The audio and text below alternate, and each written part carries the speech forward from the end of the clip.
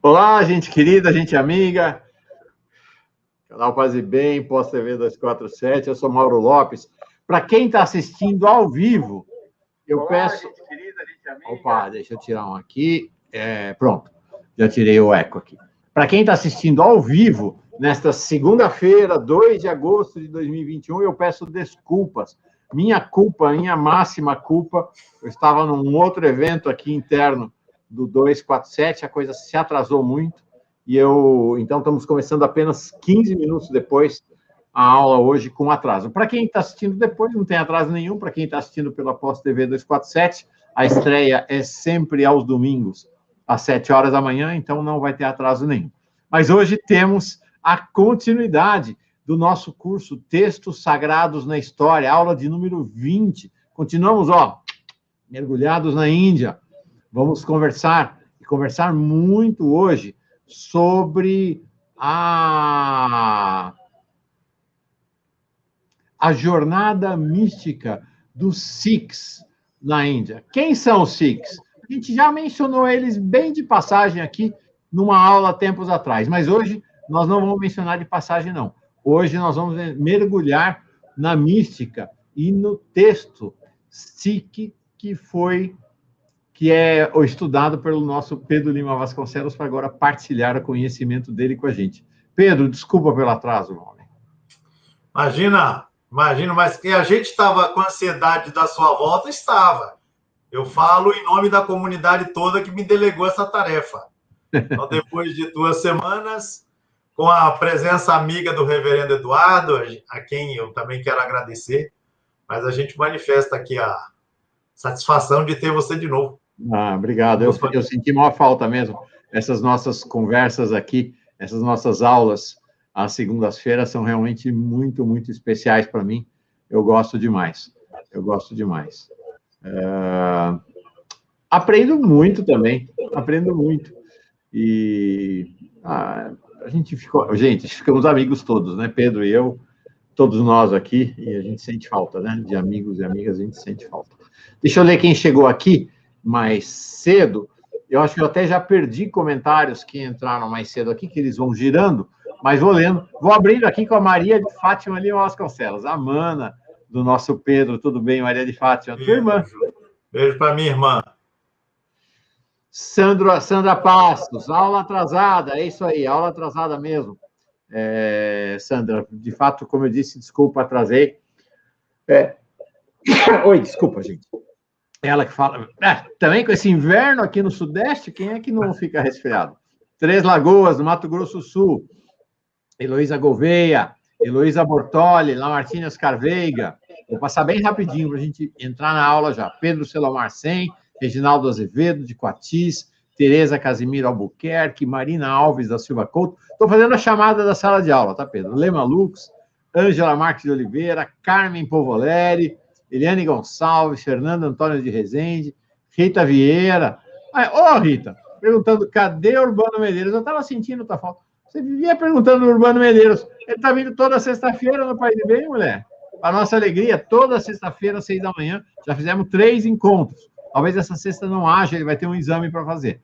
Mas aí, toda sexta-feira, 3 sextas-feiras, no Paz e Bem, às 6 da manhã, Urbano Medeiros, tocando, contando histórias maravilhosas, o músico místico da música dos oprimidos. Maravilhoso os encontros com ele. Maria Conceição Azevedo, Anitta Alícia, o pessoal do Com a Pulga atrás da orelha, sem pressa, a gente espera. Legal, obrigado pela paciência, gente. Marilda Tex, Cândida Maria, a Cássia Greco, o casal Greco, Aglaé Lúcia, o Lamartine, eu estava cortando o cabelo e alinhando a barba. Gente, então, mais uma vez, desculpas pelo atraso. Vamos lá, Pedro, embarcando para o início da nossa aula sobre o universo Sikh. Agora, Mauro, eu queria convidar o pessoal já a arrumar a mala para a gente ir embora da Índia. Vamos fazer nosso último encontro sobre a Índia para você. Legal. Pois é. Então, mas eu acho que a nossa conversa de hoje sobre Sikhs, o livro sagrado Sikh, já nos serve de passaporte, digamos assim, para a gente fazer a travessia, né, da Índia, a gente começar a mirar na direção do oeste, né, porque justamente essa tradição ela está num lugar de intercâmbio, num lugar de passagem. E, por conta disso, também está num lugar de tensões, de conflitos, inclusive nos dias de hoje, né? Então, vamos lá, tomar contato com esta tradição Sikh, que não sei... Só uma observação, Pedro, para a estatística, mas falando da relevância, com esta aula hoje nós completamos 8 aulas de Índia. E com isso nós igualamos o número de aulas de China. Foram 8 aulas sobre China também. Exatamente. Então, são os dois universos nos quais a gente mergulhou com mais profundidade. China, 8 encontros, e hoje completamos o 8º encontro ao redor da Índia também, e, de fato, 2 extremamente significativos para a história da humanidade, né, Pedro? Sim, claro. E houvera mais tempo, nós teríamos mais coisas a tratar. Né? O nosso escriba aqui, Antônio Inácio, perguntando justamente se não vai haver um encontro sobre o jainismo, né? Que eu até tinha anunciado, mas considerando justamente o calendário, eu achei que, seja porque o lugar da escritura é menos destacado, digamos assim, do que o que a gente vai ver agora, e, considerando o calendário, pensei em nós darmos o passo seguinte já além, né? E vamos na direção do Irã. Mas, enfim, a pergunta da Cássia também, a esposa do Inácio. Aí o pessoal pergunta, eu já tá bom, vou dar uma olhadinha. Vou repensar aqui a proposta, aqui ao vivo e a cores, né, conversando com vocês. Mas se eu conheço o Pedro, nós vamos para a nona aula. Pois é. O casal greco vai estabelecer a agenda aqui. E é o casal escriba, né? Então. É isso aí. Vamos lá. Fica o desafio. Então, Mauro, eu mandei umas imagens para você e não sei na sua corrida se você teve tempo de baixar. Você já fizemos uma referência à tradição Sikh, inclusive porque nós tivemos uma das aulas, se não me engano, a primeira aula sobre a Índia, com uma imagem belíssima que você selecionou do Templo Dourado Sikh. Exatamente, foi exatamente essa imagem, né? Eu mandei de novo para você agora 2 imagens do templo. Não sei se você tem como colocar aí para o pessoal para refrescar a memória. Começa com ele? Pode ser. Tá bom. Então, deixa eu colocar no ar aqui 2 imagens realmente muito bonitas que nós já usamos. Já vimos essas imagens, de fato, na primeira aula sobre Índia. Deixa eu colocar na tela aqui para a gente. É mais para refresco da memória e para o prazer dos olhos, porque são imagens de uma arquitetura muito, muito bonita, né? Muito bonita. Bem, vamos contemplar. Este é o Templo Dourado, numa cidade chamada Amritsar. Depois nós vamos localizar isso melhor no mapa. Mas, então, essa estrutura praticamente quadrada, né? E tendo ao centro este espaço dourado, daí o nome, Templo Dourado. E o que se venera neste espaço é justamente o livro do qual a gente vai tratar hoje, né? A outra imagem... e antes de passarmos a outra imagem, você queria falar uma coisa, Mauro? Não, é só para dizer que a imagem, que o que se venera é o livro, que, por sua vez, é a capinha... A nossa aula de hoje, era o que eu ia dizer. A aula de hoje está aqui, ó. Exatamente. O interior do Templo Dourado, no seu centro, você tem esta imagem. Era justamente essa conexão que eu queria estabelecer com o nosso pessoal. Isto que vemos na capa da nossa aula de hoje é a parte interna, a parte central interna daquele templo dourado, que, por sua vez, né, se encontra no centro da estrutura, né, em forma de um quadrilátero, um quadrado praticamente. Né? E se a gente tem aquela imagem lá que a gente viu durante o dia, de algo que parece habitado até por turistas, né? Pouca gente deu para ver lá do alto, né? Aquelas ruas circulando. Aqui vai uma outra imagem que o Pedro pediu para colocar hoje, do fervor religioso ao redor do templo, né? Uma imagem bem Exatamente. diferente. Né? Aí está. As pessoas vão visitar o livro. Né? E se alguém chamar a atenção, se há alguém esta imagem soar parecida com uma outra, aconteceu a mesma coisa comigo. A primeira vez que eu vi uma imagem como essa, Mauro, o que me veio à lembrança foi da peregrinação de muçulmanos e muçulmanas a Meca, né? Fazendo o movimento em torno da Kaaba. Então, se a alguém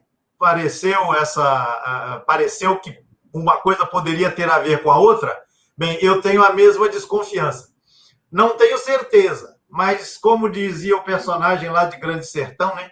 A gente não precisa saber de muita coisa, mas é bom desconfiar de muito.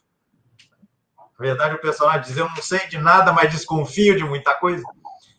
Essa desconfiança ela pode ter um fundamento maior do que a simples semelhança entre estas imagens de circunambulação, assim que se costuma dizer, esses movimentos rituais em torno de um objeto, de um espaço, de uma referência tida como sagrada. Né? Bem, o número de membros, o número de pessoas que se declaram Sikhs é um número pequeno, se a gente pensar. No universo, nas multidões que configuram tudo que diz respeito à Índia. Alguns falam de 10 milhões, outros falam de 20 milhões de pessoas. Não mais do que isso.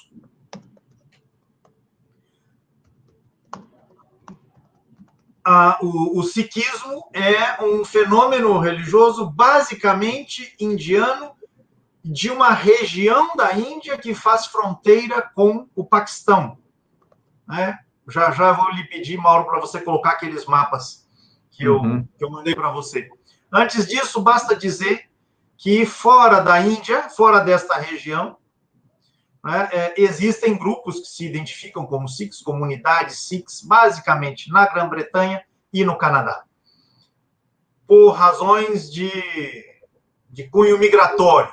E são comunidades recentes, não vamos esquecer, a gente já tratou disso aqui também, que até 1947 todo o continente, o subcontinente indiano, era colonizado pelas botas imperialistas britânicas. E aí, em decorrência dos desdobramentos posteriores, históricos, sociais, alguns segmentos migraram para a Inglaterra e também ao Canadá, e aí se estabeleceram. Mas fora estes grupos, que são numericamente ainda mais reduzidos, percentualmente também muito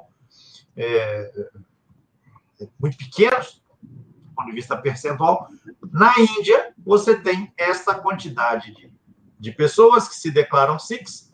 Agora, elas são maioria numa determinada região da Índia.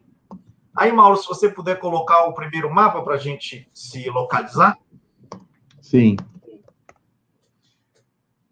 Botando no ar aqui nosso mapa. Deixa eu ver só qual deles é.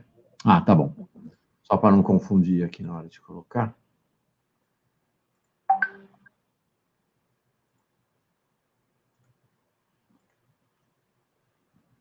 É esse, né, Pedro? Sim.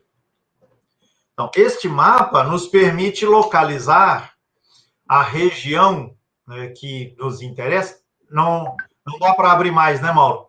Dá sim. Então, se a gente olhar essa região mais ao norte, né, em que aparece uma mancha mais escura. Vou aumentar bem, tá, Pedro? Então, só para todo mundo entender, ó, aqui está a Índia lá embaixo, lá no sul, e nossa área é essa área aqui do norte. Então, eu vou aumentar para a gente poder ver melhor. Isso, o outro mapa vai mostrar a coisa mais focada, como você está mostrando agora. Tá. Mas pode deixar assim, tá ótimo. Então, a gente está aqui no norte-noroeste da Índia, né? E essa área mais escura, essa mancha mais escura, ela designa o chamado Grande Punjab. E vejam aí, dá para ver muito bem que nós temos, na verdade, o Punjab dividido entre os dois países. O Paquistão, tem aí o nome, né, Mauro? Paquistão, está escrito aí em espanhol.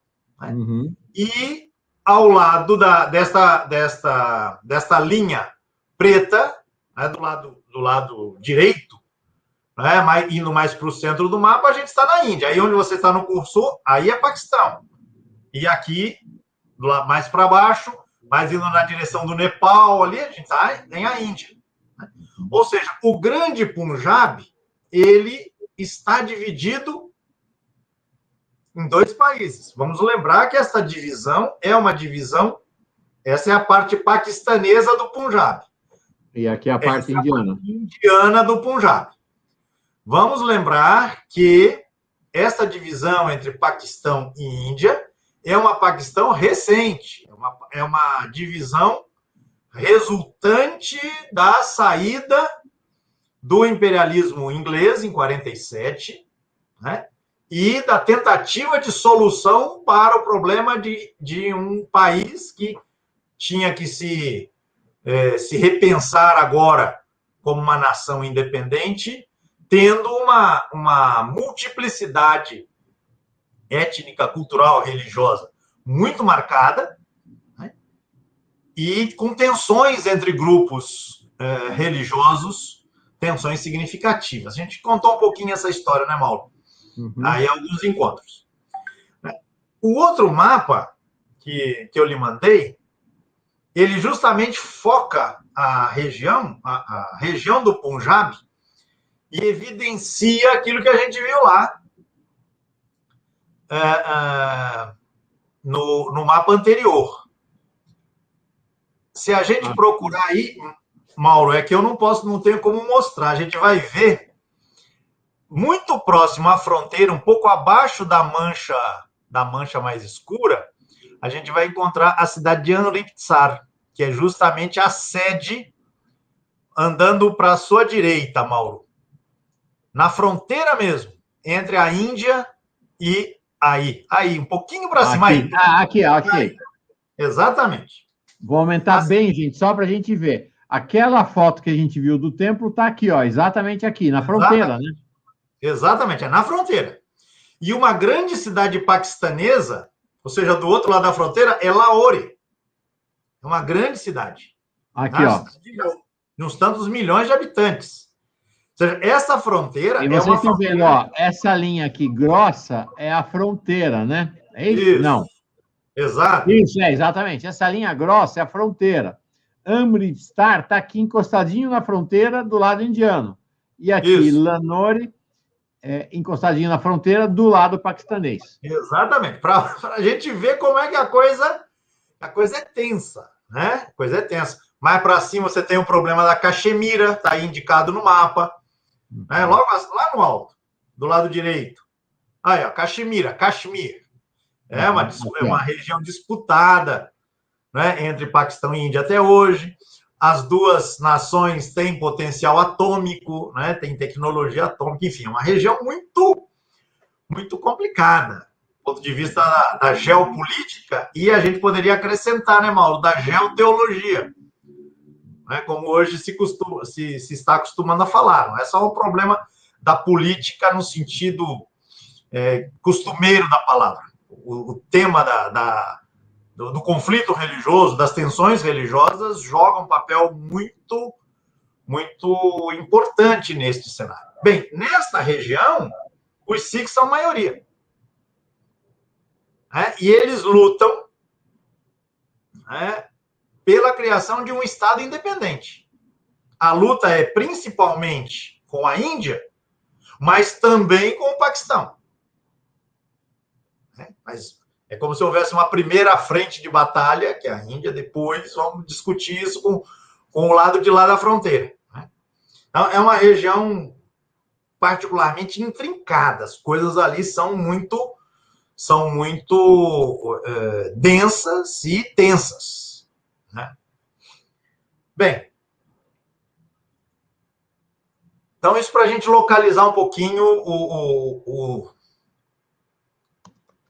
o cerne geográfico, o ambiente geográfico, geopolítico, no qual a nossa reflexão ela se situa.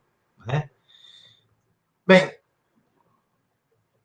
vamos lembrar, Mauro, que o Paquistão de hoje, ele foi estabelecido como um país porque a maioria da sua população era, e principalmente depois de 47, com as migrações forçadas e tudo mais, com política de assentamentos, é um país de maioria, a população praticamente por inteiro ela é muçulmana.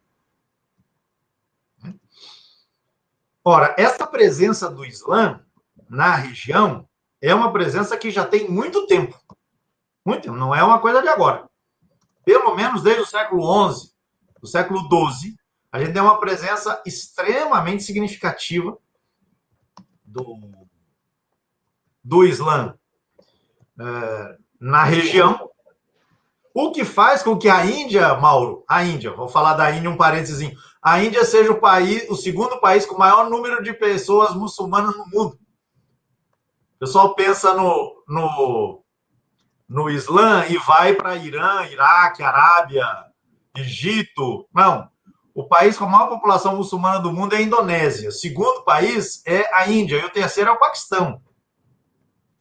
O Islã está longe de ser uma região confinada, àquela região a qual a gente costuma mirar, quando pensa nesta tradição. Mas por que eu estou falando disso, Mauro? Porque o sikhismo ele surge nesta região, muito antes de existirem Índia de um lado e Paquistão do outro. O sikhismo surge nesta região onde há um intercâmbio que vem de muito tempo entre tradições indianas e tradição muçulmana.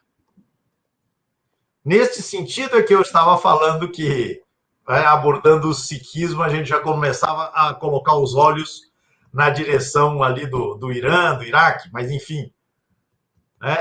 Por quê? Porque o sikhismo emerge dessa região de fronteira, mas a região de fronteira ela é uma região de intercâmbio. É uma região de trocas. E os elementos do sikhismo que eu vou trazer aqui, porque a gente não vai fazer uma conversa sobre o sikhismo, mas uma ponderação sobre o livro sagrado Sikh.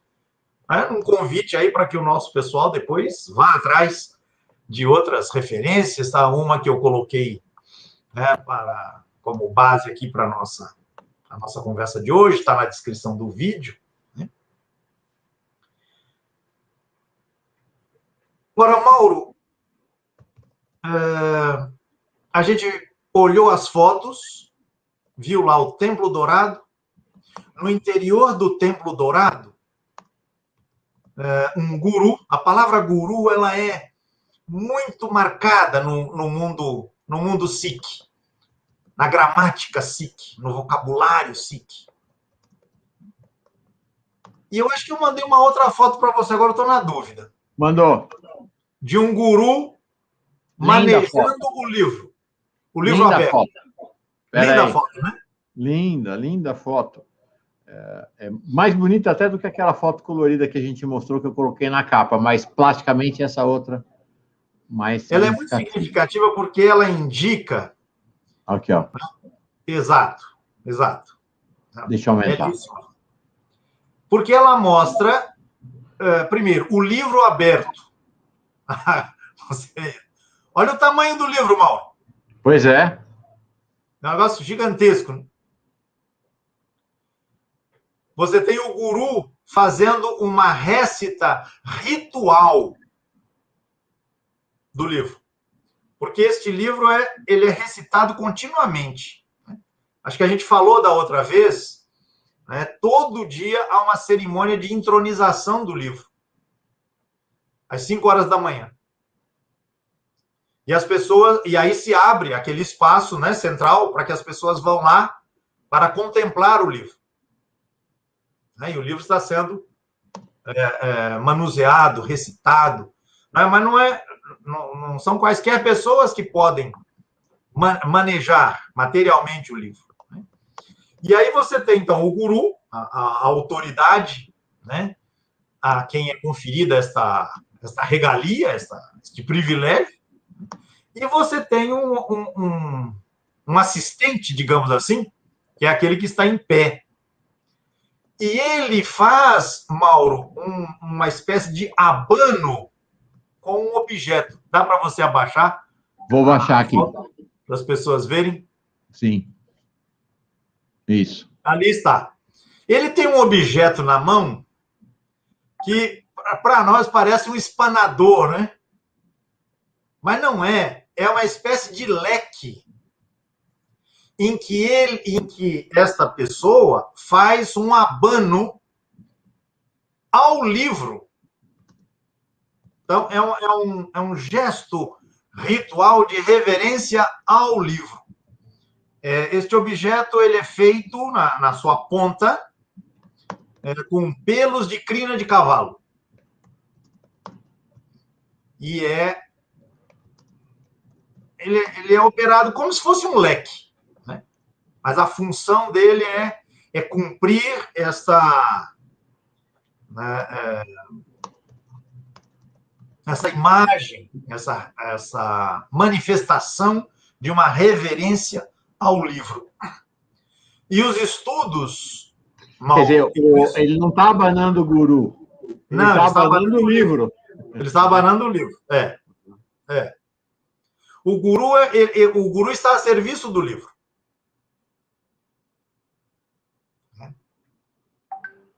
Opa, temos aí um colega da turma que visitou o Templo Sikh de Lisboa. Olha aí.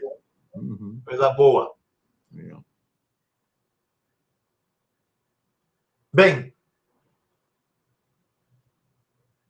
a reverência ao livro ela é tão especial na tradição Sikh, Mauro, que a gente não podia deixar de tratar deste assunto num percurso que a gente pretende fazer pelos textos sagrados, né, produzidos nos diversos cantos em que a experiência humana veio acontecendo ao longo de milênios. Né? Então, os estudos costumam dizer que não existe veneração a um livro de maneira tão fechada, de maneira tão focada, de maneira tão afunilada como a gente encontra na tradição Sikh. Quer dizer, se, olhando as tradições surgidas ali no sudoeste asiático, que a gente costuma chamar de Oriente Médio, né? Então, no judaísmo, o cristianismo, o islã, costumam ser chamados de as religiões do livro. Essa é uma expressão que na ciência da religião se costuma utilizar. Bem, se existe uma religião que merece o nome de religião do livro, é o sikhismo. Muito mais do que estas que costumeiramente nós designamos desta forma. E isto por quê? Bem, agora a gente tem que contar um pouquinho da história, né, do livro, da formação do livro junto com a constituição da religião, para a gente ter tempo de comentar alguma coisa também sobre o seu conteúdo. Bem, Mauro, eu dizia, a religião Sikh ela surgiu naquela área ali, né, bastante densa, tensa, de muitos intercâmbios, de muitas trocas, de muitas interações.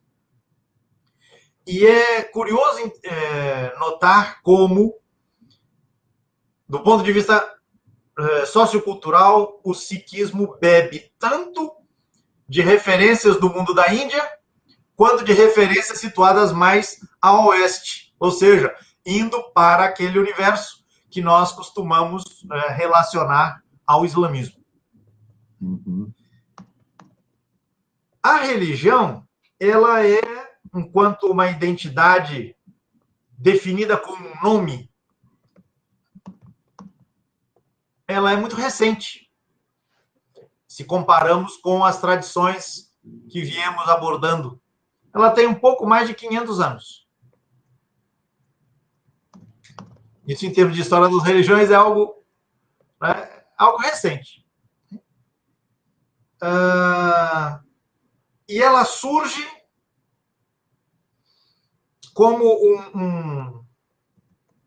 um sincretismo, vamos usar esse termo, no melhor sentido que essa palavra tenha, né?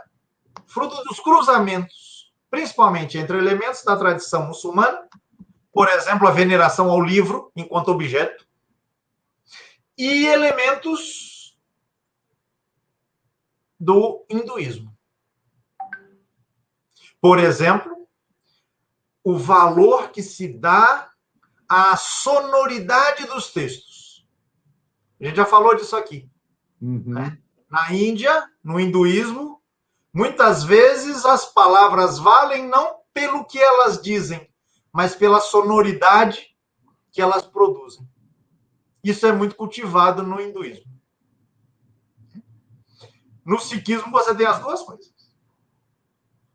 E tudo isso, Mauro, em nome do reconhecimento de uma única divindade. Pronto. Esse é outro elemento fundamental. O sikhismo é uma religião monoteísta. E certamente, para esta caracterização, para este elemento que é fundamental, joga papel decisivo a tradição muçulmana, que é efetivamente monoteísta, a gente sabe disso. Então, é interessante a gente pensar o sikhismo como uma novidade que surge na fronteira, que se configura na fronteira, bebendo de fontes diversas e, a partir daí, constituindo algo novo. Isso tem seguramente a ver, isso se cruza com elementos das estruturas sociais vigentes na região. O sikhismo, isso apontam algumas pesquisas, na sua origem, está associada a grupos que giravam com suas famílias em torno do comércio. Ora, o comércio constituía as pessoas ligadas ao comércio tradicionalmente eram associadas a uma das 4 castas daquela estrutura hindu, da qual também a gente já tratou aqui e todo mundo conhece. Né? Pois muito bem, o sikhismo ele emerge deste mundo, né? E ao emergir deste mundo, rompe com a lógica das castas. Ou pelo menos rompe, vamos dizer, talvez de maneira um pouco mais cautelosa, rompe com a rigidez com que o sistema de castas, muitas vezes, é entendido, é interpretado e é, inclusive, concretizado em termos sociopolíticos. Né? Então, há uma relativização desta lógica das castas. e uma valorização de segmentos sociais que, na lógica das castas, ocupariam um lugar subalterno. Se não estão lá no terreno dos intocáveis, não ocupam, digamos assim, o topo da pirâmide, né, das castas, como nós as conhecemos na história da Índia de milhares de anos. Bem, esta identidade que vai ser nomeada desta maneira, Sikh, como eu dizia, surgiu por volta, nos inícios do século XVI, com uma série de gurus. A ideia de guru é uma ideia indiana.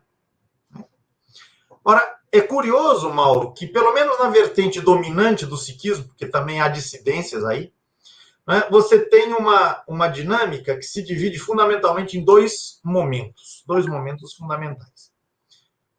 Uma sequência é a sequência de 10 gurus que são reconhecidos como, né, os formuladores, melhor, os transmissores de uma série de verdades. Eles não se apresentam como os criadores, mas como aqueles que entenderam, que, pelo seu contato com a divindade, descobriram. Isso tem muito a ver com a noção hindu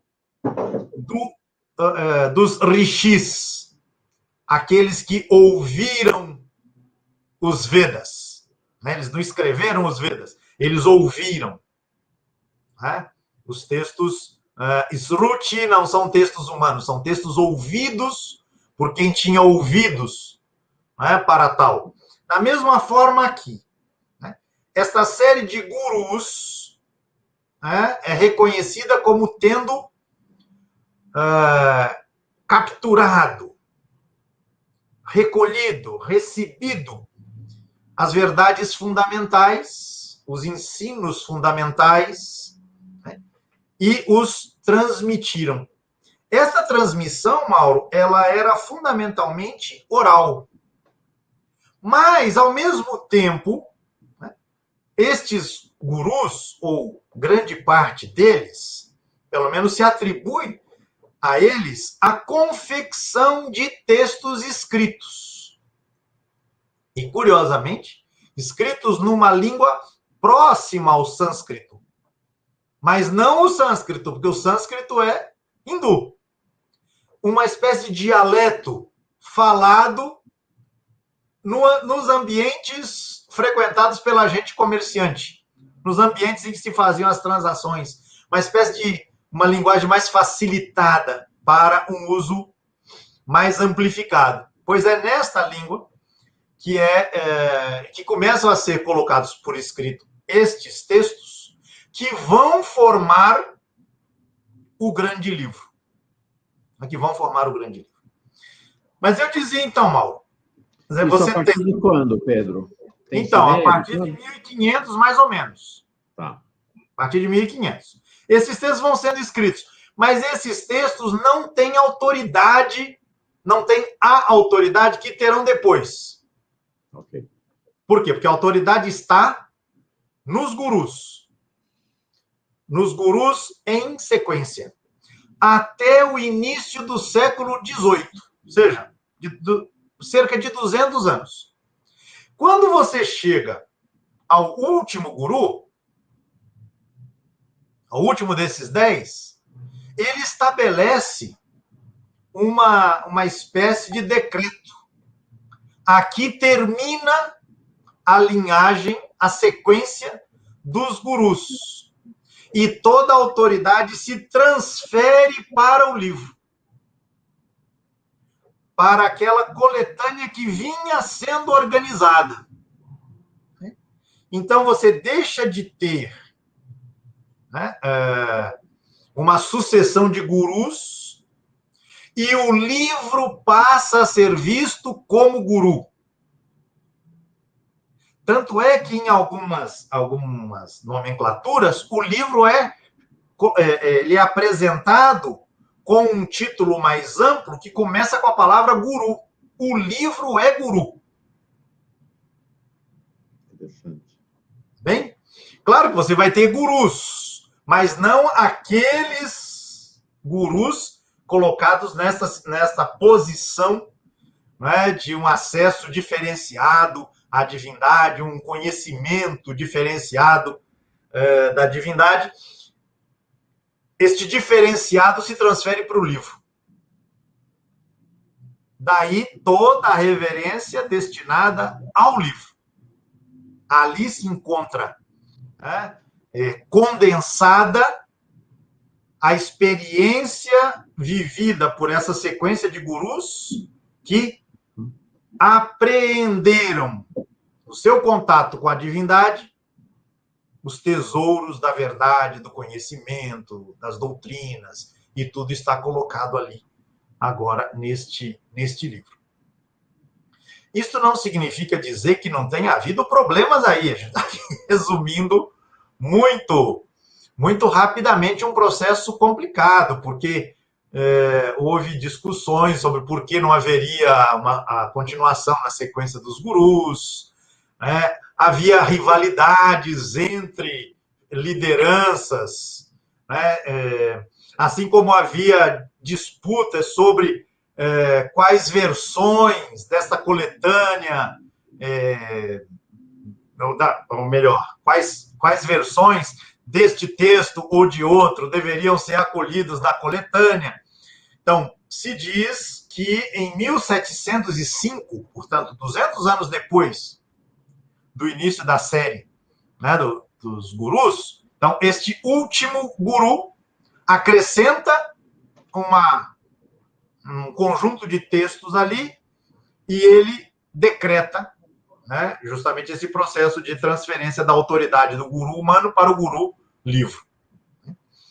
Mas as dissensões em torno disso vão continuar, né, e no início do século XIX, Mauro, quando a imprensa chegar, nós estamos falando de coisa de 200 anos atrás, quando a imprensa chegar à Índia, né, já obra do imperialismo inglês, né, é que a gente terá uma impressão de uma versão única e definitiva do livro, e as outras versões serão desautorizadas. O que não significa que elas não existam.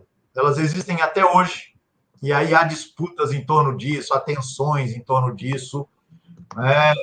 Algumas famílias que guardam exemplares muito antigos, quer dizer, mais antigos, né, de versões que acabaram não sendo autorizadas quando da canonização desta versão. E aí, Mauro, a gente vê um elemento também que é importante e se mostrará mais importante ainda na medida em que nós vamos avançando no percurso, né, na direção do mundo judeu, cristão, né, islâmico.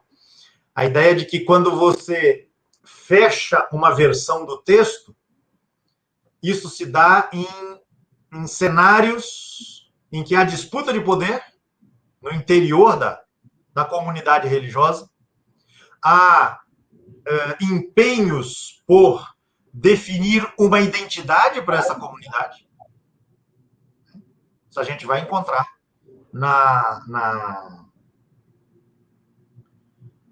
no estudo dos textos dessas tradições religiosas que eu fiz menção. E isso é, de alguma maneira, uma novidade em relação ao percurso que a gente veio fazendo até agora. Por quê? Porque nas tradições que nós refletimos, o lugar do texto escrito é de menor importância do que passa a ser, por exemplo, numa tradição como a Sikh, ou na tradição muçulmana, tradição cristã. Só para esclarecer, gente, as tradições a que o Pedro se refere são as tradições que nós estudamos vindas da China e indianas até agora. Isso. E mesmo lá no Japão. Sim, mesmo no Japão, no Japão, né? Exatamente. o lugar do livro escrito é um lugar secundário. No mundo hindu, a despeito da veneração e do lugar fundamental que os Vedas têm na cultura, o livro, enquanto tal, ele não existe na vida das pessoas. É diferente da comunidade Sikh. Ali o livro é absolutamente central. E então as disputas que acontecerem vão acontecer em torno dele. Nós podemos dizer que pela primeira vez no percurso que a gente está fazendo, a gente pode falar de boca cheia daquilo que já foi chamado de uma comunidade textual. O que é uma comunidade textual? É um coletivo cujas referências fundamentais para a sua identidade, mas não só para a identidade, para o seu modo de pensar, para o seu modo de agir, para o seu modo de se situar no mundo, para o seu modo de se colocar diante das questões, vem de um livro. Provém, né, de um livro. Nós não encontramos isso ainda. Né, Se eu entendi bem, até no espírito desse nosso curso, até agora nós assistimos, nós acompanhamos tradições em que pese o fato da oralidade ter se transformado em escrita, a escrita não tomou o lugar da oralidade. A oralidade continua a ser o centro da tradição. Aqui é a primeira vez em que isso muda. Nos ambientes que nós frequentamos antes, o lugar da letra escrita pode ser maior ou menor, mas ele é secundário. Secundário no sentido etimológico da palavra, vem em segundo plano. Aqui a gente está falando de uma religião do livro. Você tira o livro Sikh e a raiz que sustenta a identidade deste grupo se perde. Ela deixa de existir. Né? Nas casas, Mauro, nas casas de famílias Sikhs, se recomenda, nem sempre é possível, mas você tem Sikhs, famílias Sikhs abastadas, se recomenda que haja como se diz, um cômodo na casa reservado para se guardar um exemplar do livro. Em alguns lugares a gente tem um canto de um quarto reservado para o oratório. Né? Vamos pensar aqui na tradição brasileira, né? A tradição que vem do catolicismo. Aí você tem um oratório ali, né? Com imagens, com alguns objetos, medalhas, enfim. Né? Na tradição Sikh se recomenda que uma casa tenha um espaço, um cômodo reservado exclusivamente para abrigar um exemplar do livro. E, Mauro, a força deste livro, na tradição Sikh, ela é tamanha que as pessoas, as famílias, tratam de ter exemplares do livro que reproduzam o original, o sagrado, que é esse que a gente está vendo aí, não é o original, né? A gente já acabou de ver que não se trata, o padronizado, o texto padrão, inclusive na numeração das páginas. Não sei se me fiz entender. Que os exemplares que as pessoas têm não apenas reproduzam com exatidão o texto que está aí impresso neste volume gigantesco, mas que, inclusive, a numeração das páginas siga o exemplar padrão. De sorte que, se você tem, deixa eu me ver um número aqui, 5.894 hinos, numa contagem que eu encontrei num dos textos que li para preparar a nossa conversa. Eu não fui conferir, não, viu? 5.890, quase 6.000 hinos, vamos dizer assim. Os textos, muitas vezes, são citados pelo número da página. Não é o hino tal. Não é o hino da primeira parte, ou da segunda, ou da terceira. É o hino que está na página tal. Por quê? Porque este é um padrão. Que as pessoas tenham uma réplica. A massa de texto é reproduzida ipsis literis em cada edição do livro. Então, ipsis literis, inclusive, na hora de virar a página. Isso, esse que eu quero insistir. O que a gente chama a mancha de texto é exatamente igual em cada página de todos os exemplares, todas as impressões do livro. Dos exemplares, enfim, dos exemplares para uso do povo devoto, enfim, de quem se identifica como tal. Isso a Pátia pergunta se os livros residenciais são do mesmo tamanho do da foto. Imagino que não. Imagino que também não. Imagino que não. Mas o que você tem é uma réplica. Então, portanto, é uma miniatura deste exemplar que a gente viu na foto. É impressionante isso, né? Então, você tem uma veneração à letra do texto, mas, por força da tradição hindu, você tem uma veneração à sonoridade do texto. Mas você tem também uma fixação do texto, de tal maneira que, inclusive, o exemplar que você tem em casa há de reproduzir, neste detalhe, o exemplar venerado no Templo Dourado. O que é muito interessante, né, Mauro? O que faz pensar que, para a afirmação deste texto, para a fixação desse texto, houve muita controvérsia. Houve muito debate, houve muita tensão. E a história da formação da religião Sikh mostra isso. Não é fruto do acaso, ou deu na telha, como a gente costuma dizer, né? Vamos fazer assim. Não. Quer dizer, há uma condensação em torno deste objeto, com este teor, mas também com esta forma, né, que se há de reproduzir na sequência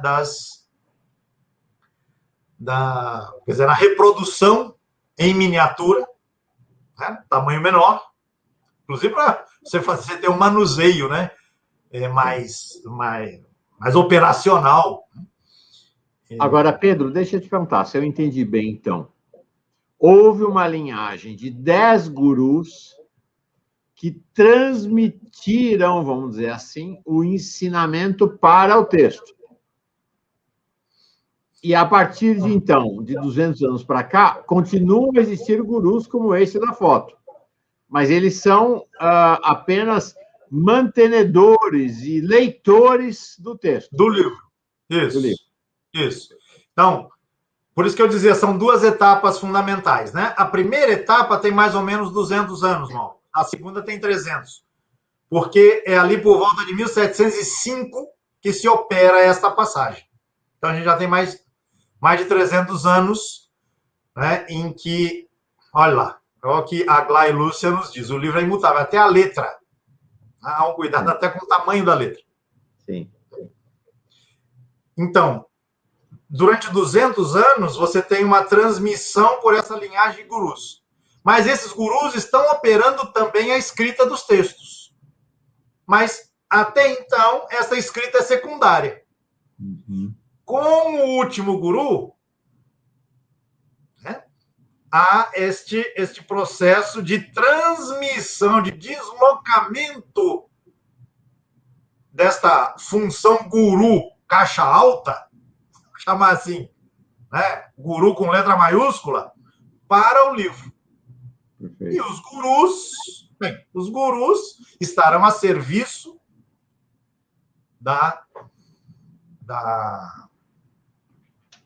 do conteúdo, né, que está no livro.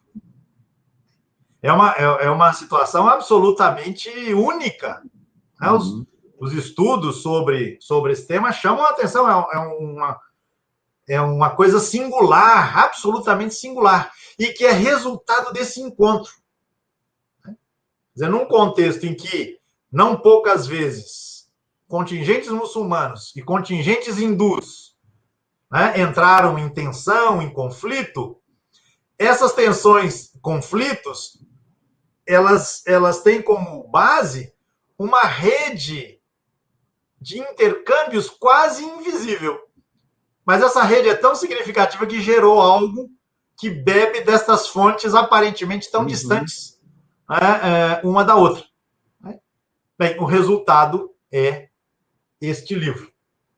E aí, Mauro, olhando o nosso relógio, parece que ele correu mais. Eu atrasei? A gente não, eu atrasei. Não, mas não é por isso. A gente já está chegando a 1 hora de conversa da hora que a gente começou, né?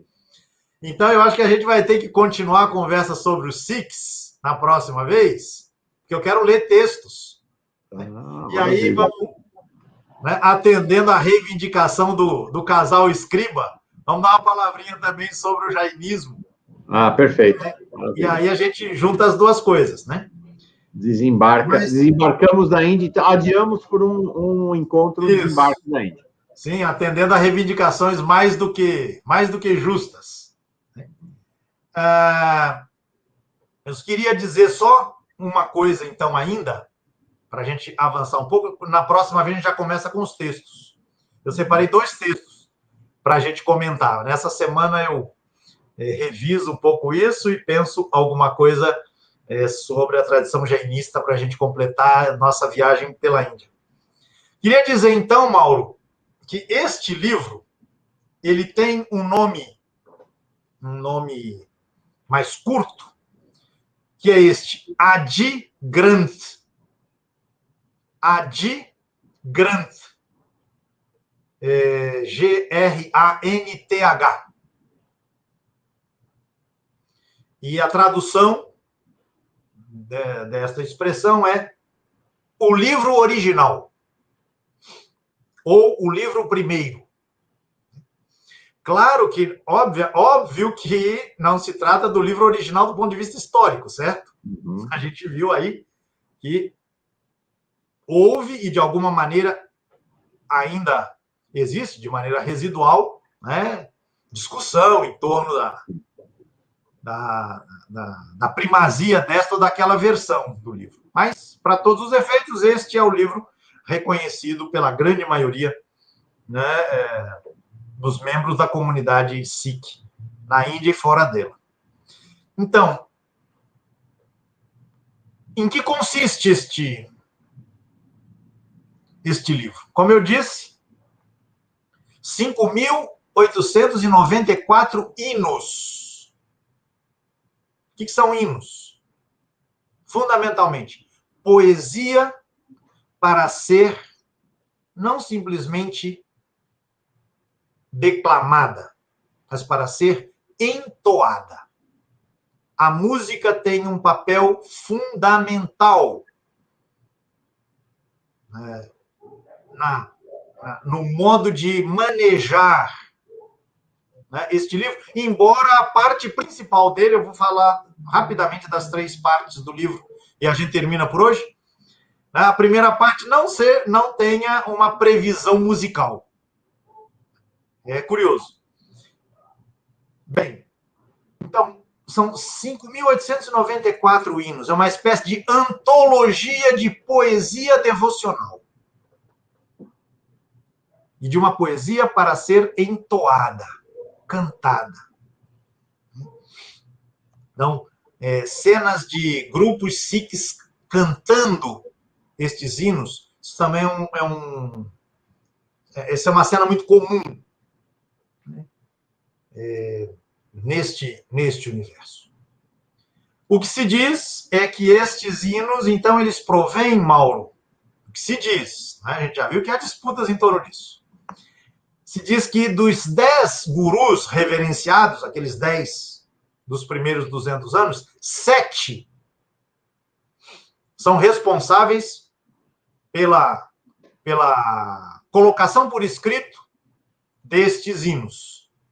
Lembrar que para os Sikhs, estes gurus não são autores, eles são ouvintes de textos que têm origem, né, divina. Ou melhor, para ser mais exato, o que a tradição Sikh diz é que estes 10 gurus apreenderam as verdades, as doutrinas, os entendimentos no seu contato com a divindade e traduziram isso em palavras. Então, as palavras são dos gurus, mas os conteúdos são divinos. Né? E são, basicamente, 3 partes em que o Adi Granth se divide. A primeira parte... e há uma ordem de importância. A primeira parte é mais importante que a segunda, e a segunda é mais importante que a terceira. A primeira parte, ela é chamada de Japji. J-A-P-J-I, na transliteração, não é para o nosso alfabeto. É uma palavra que significa repetição. E o Japji é fundamentalmente um poema que é considerado um resumo concentrado, denso, daquilo que é o ideário, o entendimento Sikh. Então, para este Japji não há nenhuma previsão de melodia. Aqueles membros mais fervorosos do sikhismo, inclusive algumas irmandades, algumas entidades que existem no interior do sikhismo, recitam o Japji uma vez por dia, por inteiro. Eles conhecem o Japji de memória. E ainda existem, como anexo a este Japji, 14 hinos, sendo que 9 costumam ser entoados a esta hora do dia, ao anoitecer. E mais 5 são entoados na hora de se deitar. Né? Depois, a gente tem uma segunda coleção, uma segunda parte, melhor, que é conhecida com o nome de Rags. R-A-G-S. Rag, no singular, Rags, no plural. Né? Obviamente, aportuguesando aqui as coisas. Né? A palavra Rag significa tom. Tom musical. Então, aí isso já indica, né, o estilo o que você vai encontrar ali. Você vai encontrar ali não são apenas letras. Você vai encontrar ali, como alguém diz, partituras. Né? Porque são textos a serem entoados. Há uma quantidade destes rags que formam uma coleção, que é esta segunda parte do livro. E cada uma dessas coleções tem suas subdivisões. E aí há toda uma organização desse conjunto, aí a maior parte do material se encontra aí nesta segunda parte. Né? E aí você encontra de tudo. Você encontra os hinos, as canções destinadas às várias situações da vida, aos vários momentos rituais e mesmo fora. Né? Então são baladas, são canções de matrimônio, são canções entoadas por cameleiros, quer dizer, aqueles que conduzem camelos, né? Melodias populares com acompanhamento de percussão, poemas para o anoitecer. Você tem textos e melodias que apelam à espiritualidade sufi muçulmana. Você tem textos, melodias que apelam a um estilo mais camponês. Enfim, há uma variedade muito grande nos gêneros dos textos e nos gêneros musicais. E os Sikhs dizem que esta é uma característica da própria religião, que é aberta a todos os segmentos. Ela tem um apelo universal, assim a tradição se pretende. E há ainda uma terceira parte, que reúne, Mauro, também um tanto de hinos. Agora, curioso, Mauro, curioso, nesta terceira parte, estão reunidos, estão coletados hinos de proveniência hindu e hinos de proveniência muçulmana sufi.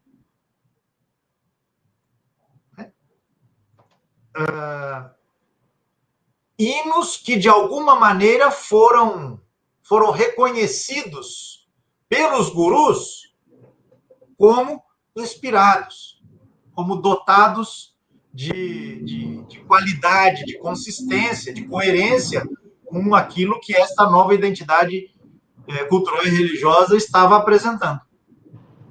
Então, nesta terceira parte, você vai encontrar textos com essa proveniência, inclusive textos, então, como eu dizia, melhor dizendo, textos anteriores ao tempo dos gurus, porque eles coletaram esses textos. Alguns deles, se diz, podem ter sido redigidos, elaborados, enfim, produzidos no século XII, século XIII, ou seja, textos de espiritualidades anteriores, né, hindu e muçulmano, que de alguma maneira são acolhidos no interior da escritura Sikh, né, configurando, junto com outros materiais, esta terceira parte da escritura Sikh, Adi Granth.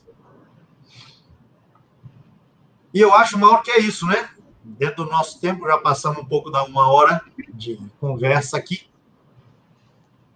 Então, na semana que vem, eu queria ler e comentar com vocês o primeiro texto da primeira parte, do Japji, e depois um outro texto que remete ao mundo hindu.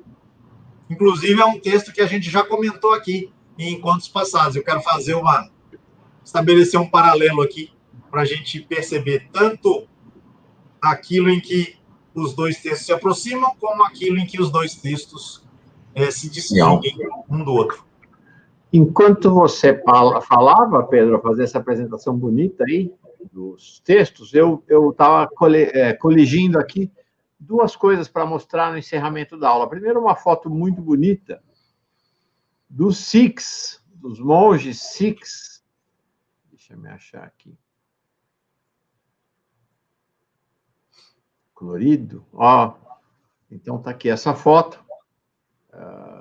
Pareceu bem significativa, com essas roupas laranja. O laranja é uma roupa, pelo que eu vejo aqui, uma cor muito usada por eles. Tá? E agora aqui algo que tem a ver com uma passagem trágica da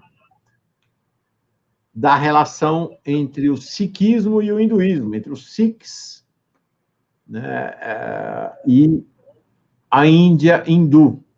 Então, deixa eu colocar aqui uma foto importante, histórica, realmente marcou o mundo. Essa foto, inclusive, marcou o mundo ali, em 1984. Esse ano é fatídico. Deixa eu me ver se é essa aqui, deixa eu só ver aqui, peraí. Não. Ah, tá aqui. Deixa eu localizar aqui. Tá aqui. Vocês estão vendo a primeira-ministra da Índia, Indira Gandhi, e atrás dela, um dos seus guarda-costas, Bhim Singh. Ela tinha 2 guarda-costas que cuidavam especialmente dela, ambos Sikhs. E ela foi morta por esses guarda-costas. Este aqui foi morto logo depois de matar Indira Gandhi. O outro foi enforcado 4 anos depois. O que acontece? Alguns meses antes do assassinato, um líder considerado pelos hindus, um líder radical Sikh, Sant Jamal Bhindranwale,